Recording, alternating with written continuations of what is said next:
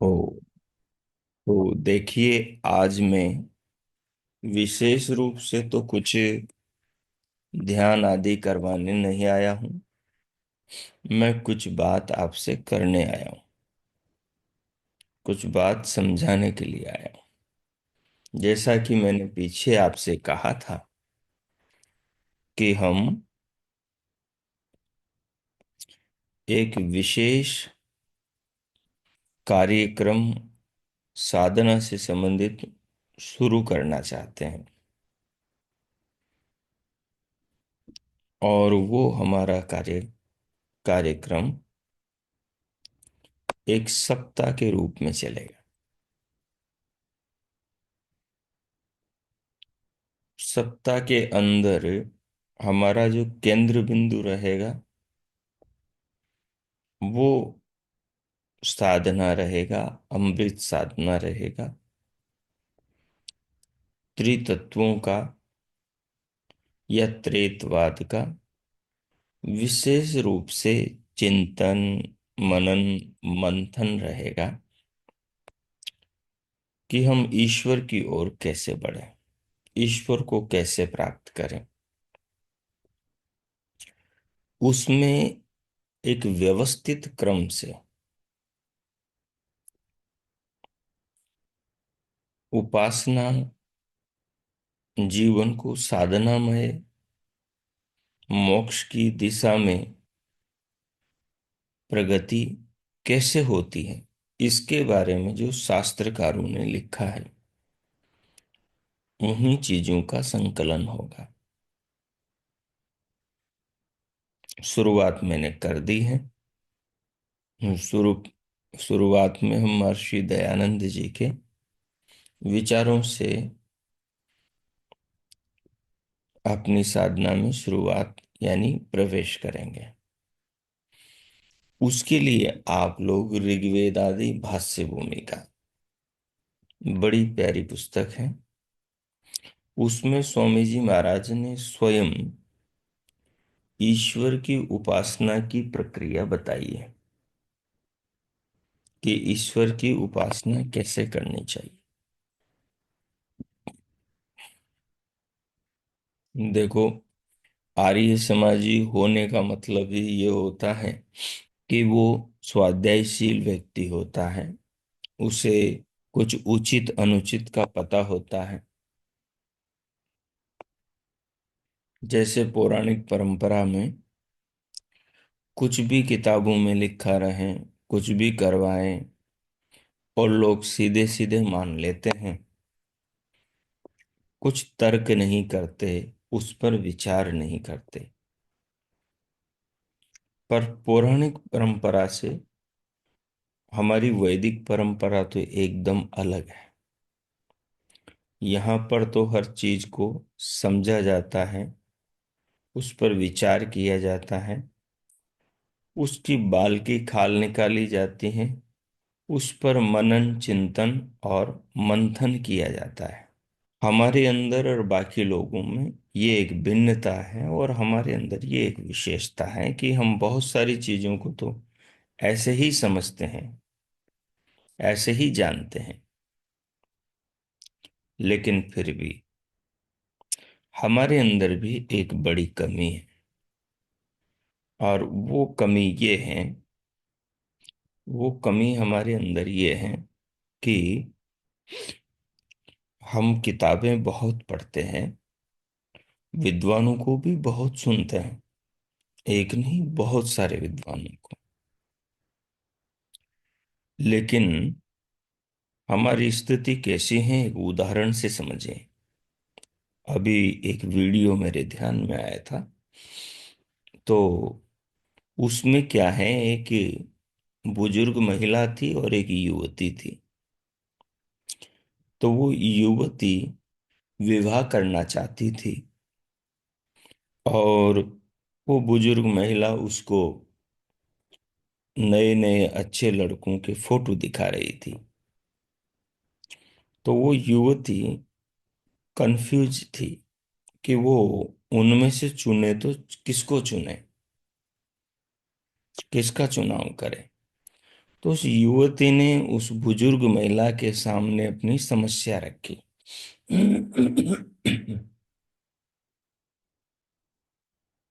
कि माता जी, आपकी बात सही है, विवाह करना चाहिए, मेरा मन भी है करने को, लेकिन मैं ये नहीं समझ पा रही कि मैं चुनाव किसका करूं।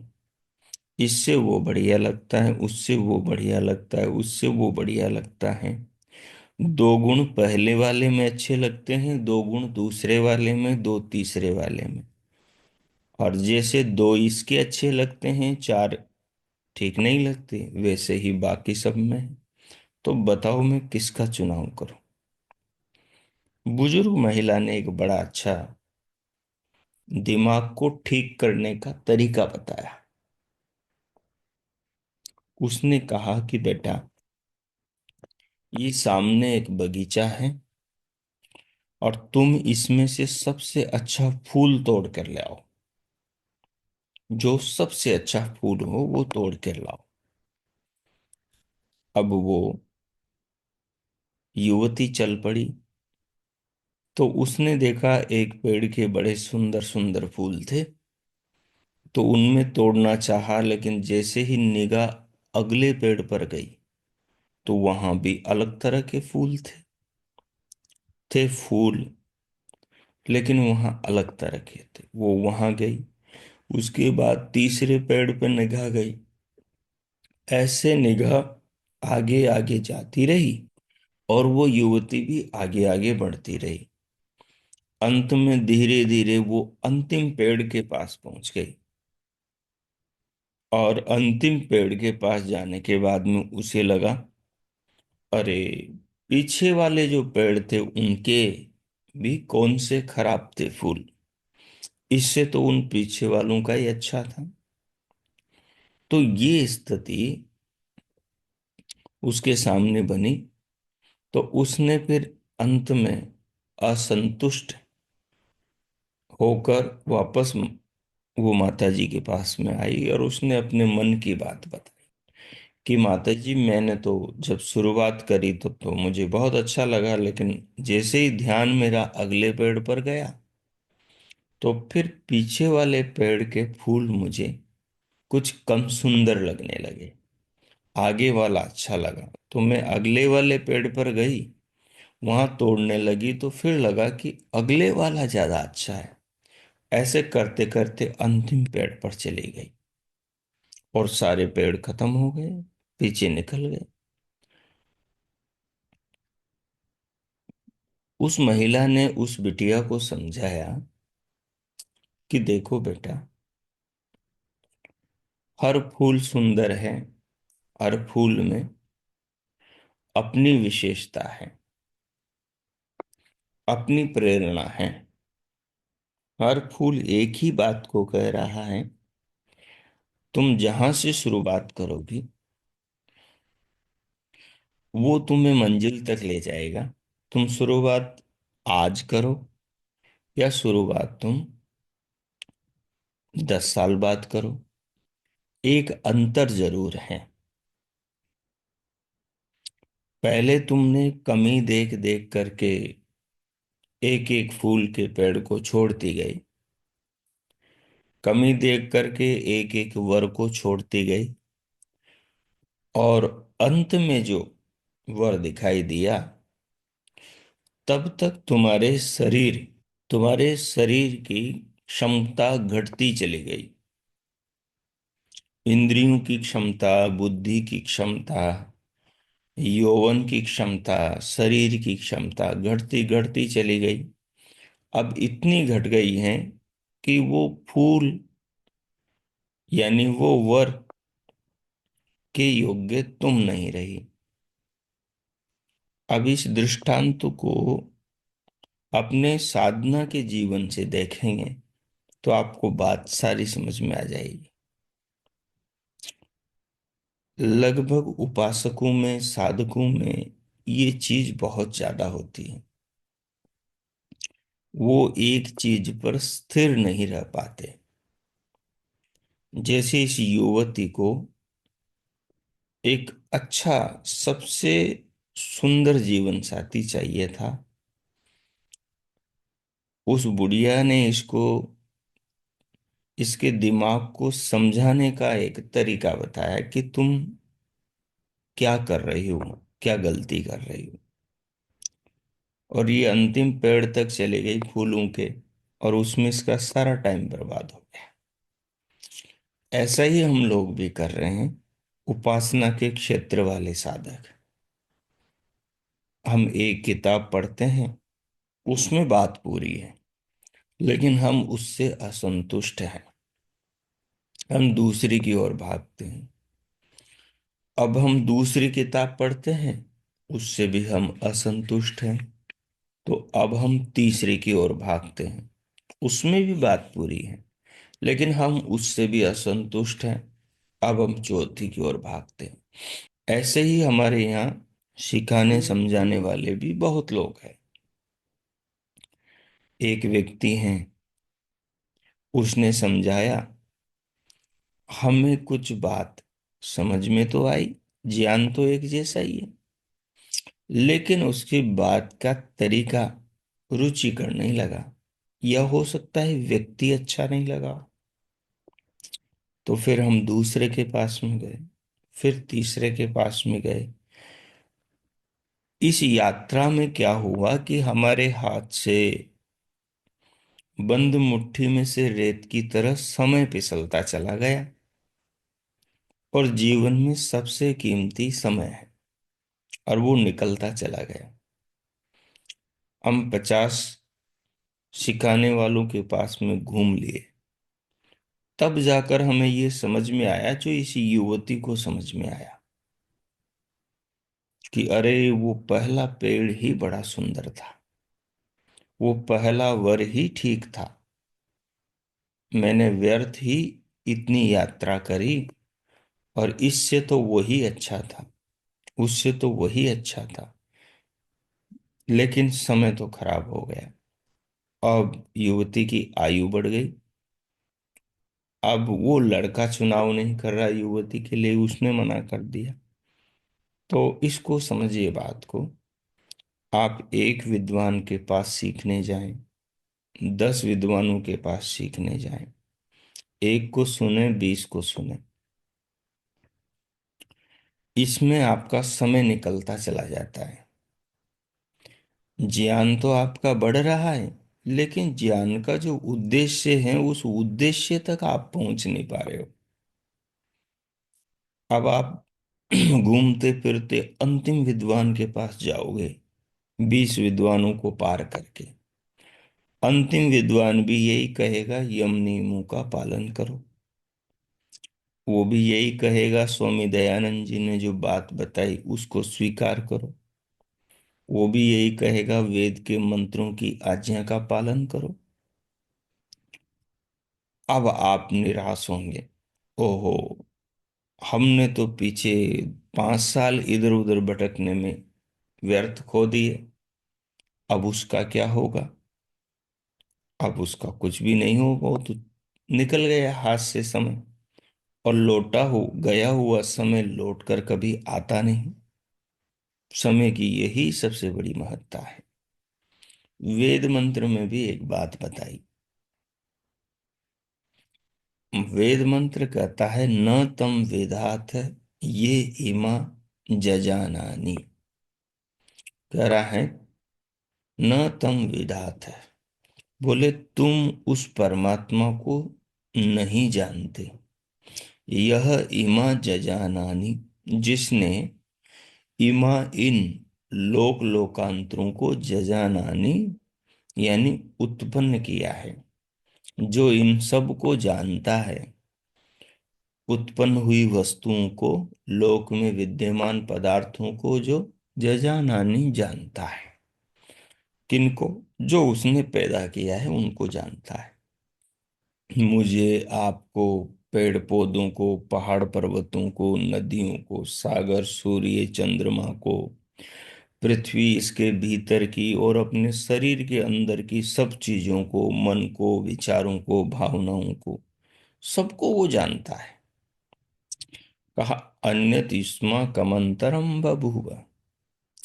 बोले कि उस वो परमात्मा हम सबको जानता है, लेकिन हम उसको नहीं जान पाते। उल्टे बोले कि तुम्हारी दूरी उससे और बढ़ती जाती है, हम उस परमात्मा से और उसके साथ होते हुए दूर जाते जाते हैं। ये दूरी परमात्मा से हमारी कैसे बढ़ रही है, इस बात को समझना है।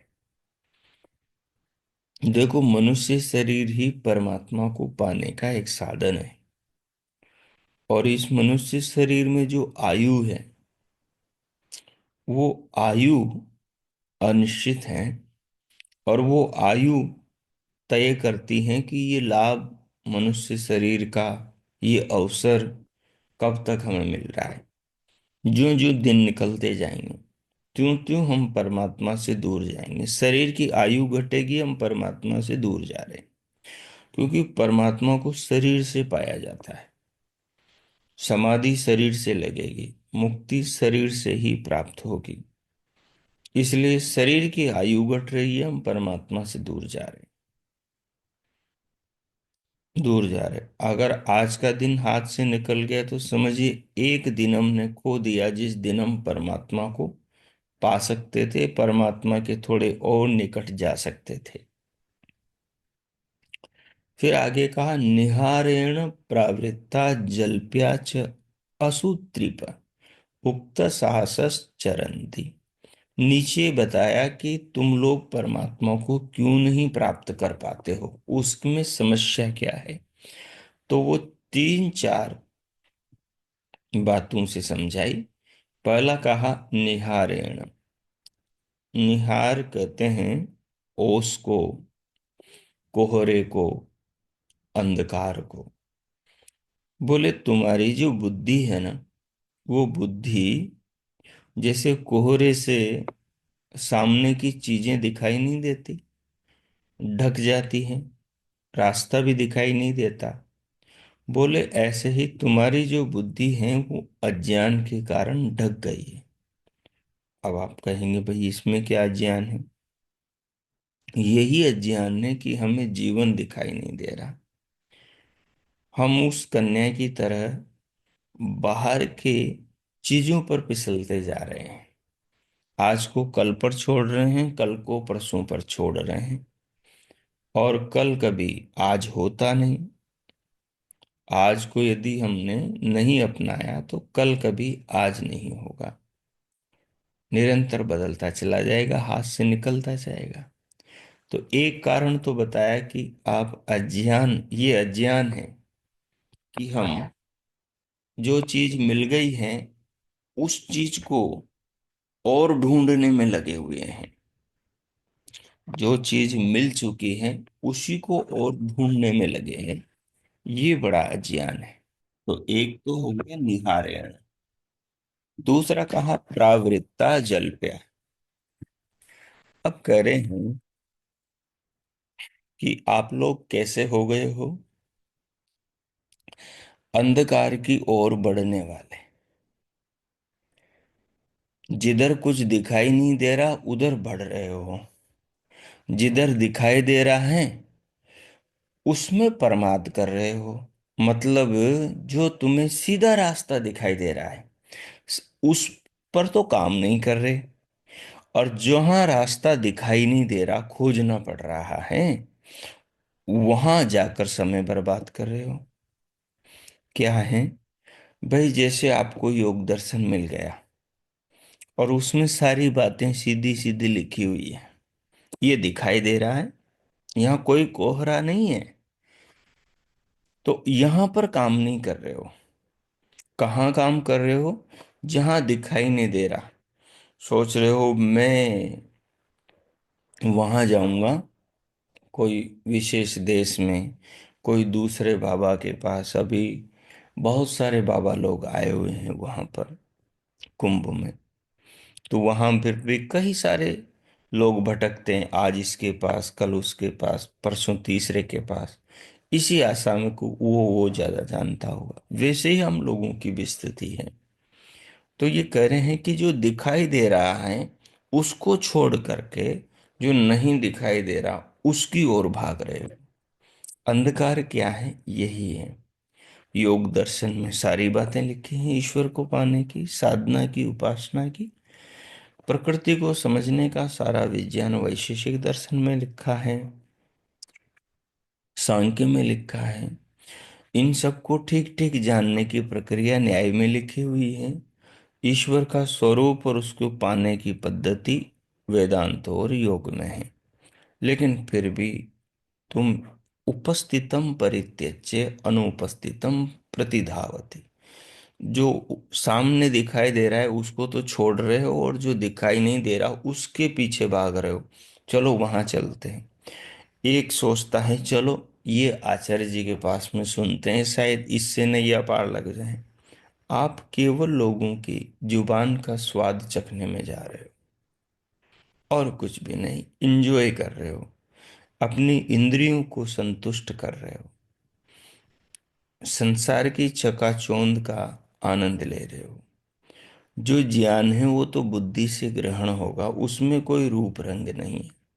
वो काले कलूटे कैसे भी आदमी से मिले, स्वामी दयानंद के गुरु में कोई सुंदरता नहीं थी। हड्डियों की माला थे, बड़ा बेढंग का शरीर था, पूरे शरीर पर, मुंह पर चेचक के दाग गड्ढे पड़े हुए थे, खड्डे ही खड्डे, देखा देखा भी नहीं जाएगा। लेकिन उसी गुरु से स्वामी दयानंद को आर्ष और अनार्ष की दृष्टि मिली, जिसने उनके साथ साथ पूरे भारत को नई दिशा दिखाई। तो यहाँ मंत्र में कह रहे हैं, निहारेण, भले तुम अज्ञान अंधकार से ढके हुए हो और तुम उधर ही बढ़ रहे हो जिधर जाने से तुम्हारी ईश्वर से दूरी और बढ़ जाए। जो दिखाई नहीं दे रहा है, जिस पर संदेह है, उस तरफ तुम बढ़। जो निसंदेह है उस पर काम नहीं कर रहे। आलस है, प्रमाद है, चंचलता है, अस्थिरता है, और बुद्धि की न्यूनता है। फिर आगे कहते हैं, जल्प्या।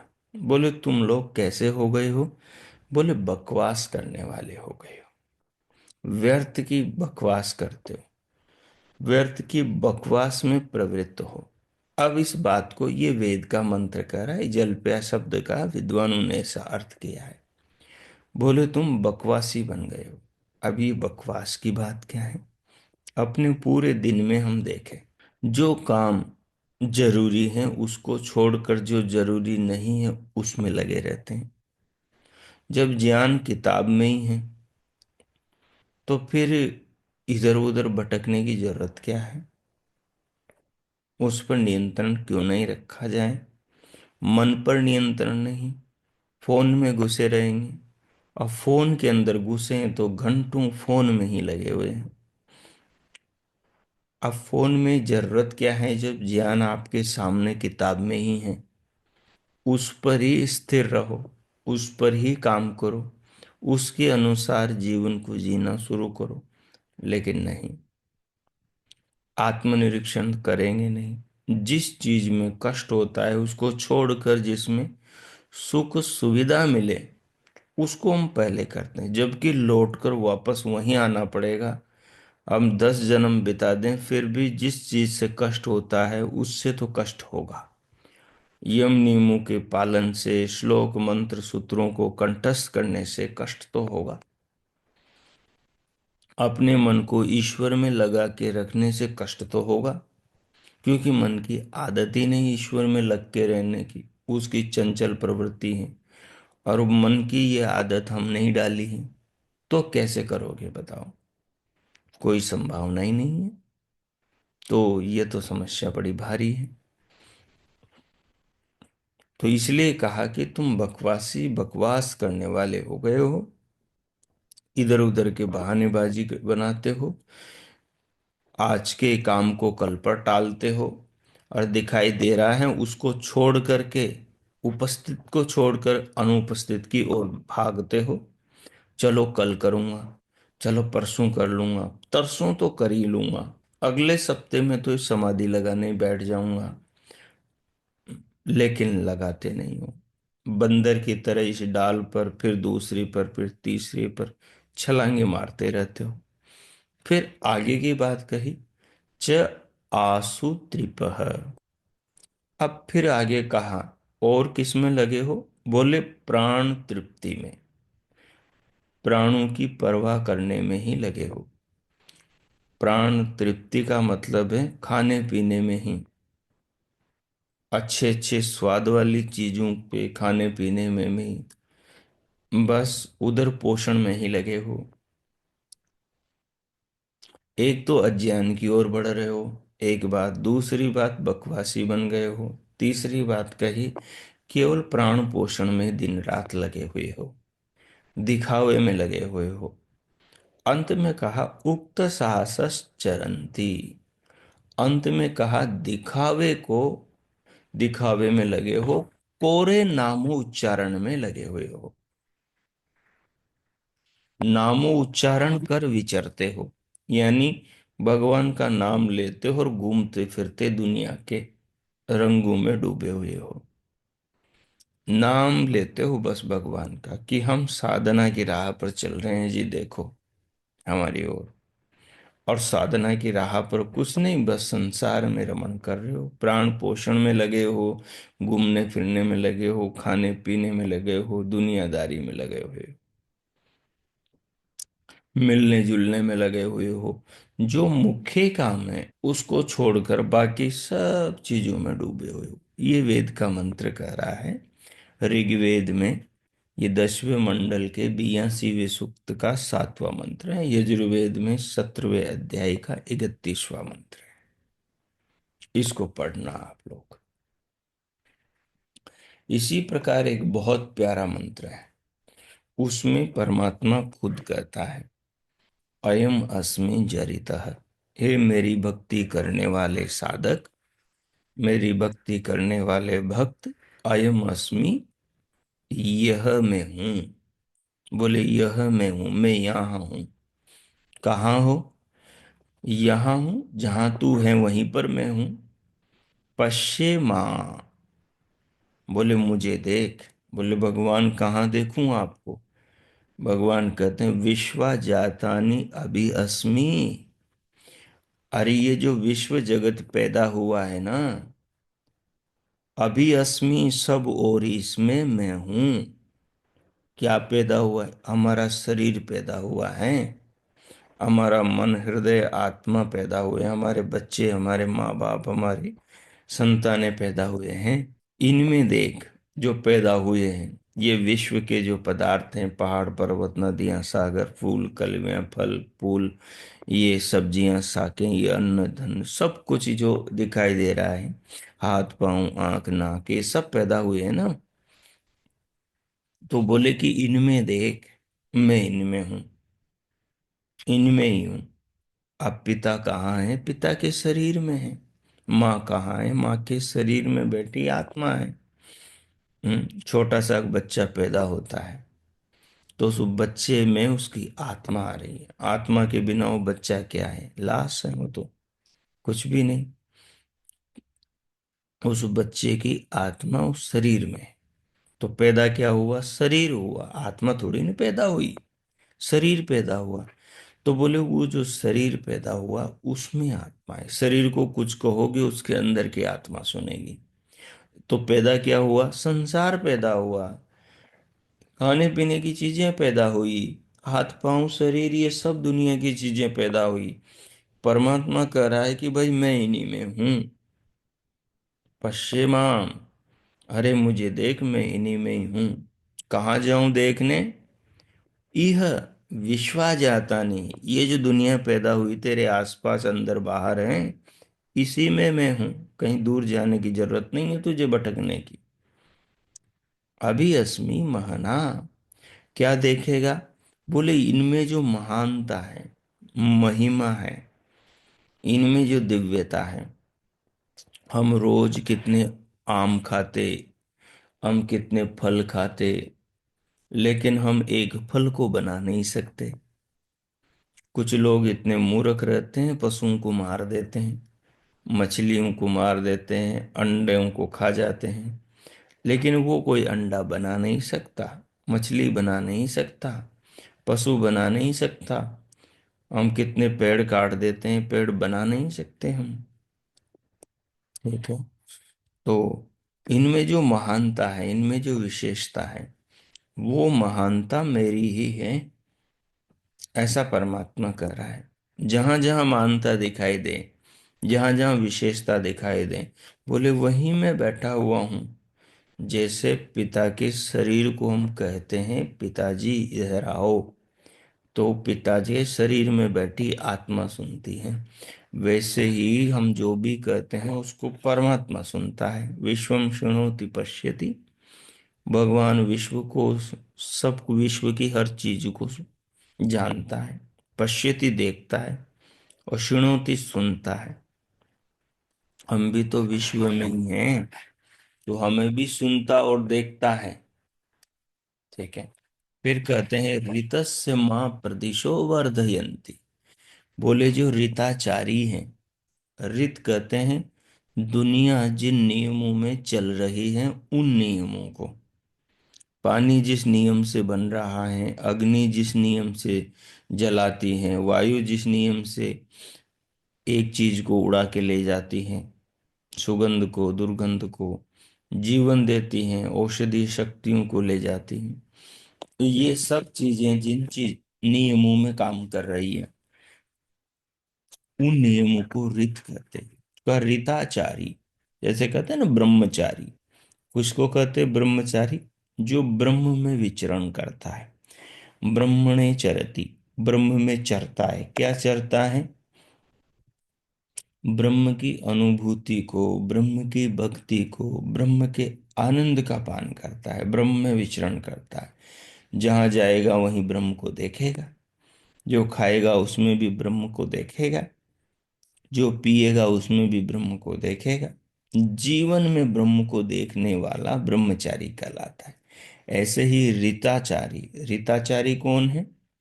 जो ऋत को देखता है संसार की हर चीज में। ऋत क्या है? सृष्टि को धारण करने वाले परमात्मा के बनाए नियम। मेरी किडनी नियमों में काम कर रही है, मेरा लीवर एक नियम में काम कर रहा है, जिस प्रयोजन से बनाया उसी नियम में काम कर रहा है। मेरे रक्त में जो शक्ति है, उस शक्ति रक्त में काम कर रही है। नस नाड़ियां, मस्तिष्क, मन, बुद्धि, इन सब में जो व्यवस्थाएं, जो नियम, जो कार्य, जो स्वभाव है, वो सब अपने अपने अंदर काम कर रहे हैं। तो कहा ऋताचारी, जो इन ऋतु में विचरण करने वाले ज्ञानी जन हैं, माँ प्रदिशो वर्धयंती, बोले वो मुझे देखते हैं। प्रदिशो, विशेष रूप से, प्रकृष्ट रूप से मुझे देखते हैं, और मेरा उपदेश दुनिया को करते हैं। जो उन्होंने अनुभव से जाना उसे दुनिया को बताते हैं। वर्धयंती, मुझे बढ़ाते हैं, सब लोगों तक मेरी बातों को, मेरे स्वरूप को, मेरे ज्ञान को पहुंचाते हैं। जो रीताचारी ऋषि मुनि मेरे पुत्र हैं। फिर कहा आदरदिरो भुवनादर दरीमी। ये संसार में जितनी चीजें बनी हुई हैं, जिनको मैंने उत्पन्न किया है, इनको मैं नष्ट भी करता हूं। जैसे हमारा शरीर, ये नाशवान शरीर है, भगवान ने बनाया है। अगर तुम इसका सदुपयोग नहीं करोगे तो एक दिन मैं इसको नष्ट ही करूंगा, क्योंकि हर चीज नियम में चल रही है। ठीक है। तो भुवना दरदरी में, जिस दुनिया को मैंने बनाया है, एक दिन उस दुनिया का नाश भी होगा, नाश भी होगा। इसलिए उसके नाश से पहले तुम अपने काम कर लो, अपने को जान लो, ईश्वर को पालो, बंधनों से छूट जाओ। जो पुरुषार्थ करना है कर लो, नहीं तो ऐसा न हो कि एक दिन कुछ भी हाथ में ना आए। अश्वत्थे वो निषदनम परणे वो वशतिस्कृता गो भाज इत्किलासत यत पुनु पुरुषम शनवत। तो ये बात है। तो ये सारी बातें मैंने क्यों कही आपको, अब ये बताता हूं। मैं साधना का एक विशेष कोर्स बना रहा हूं। प्रक्रिया शुरू हो गई है।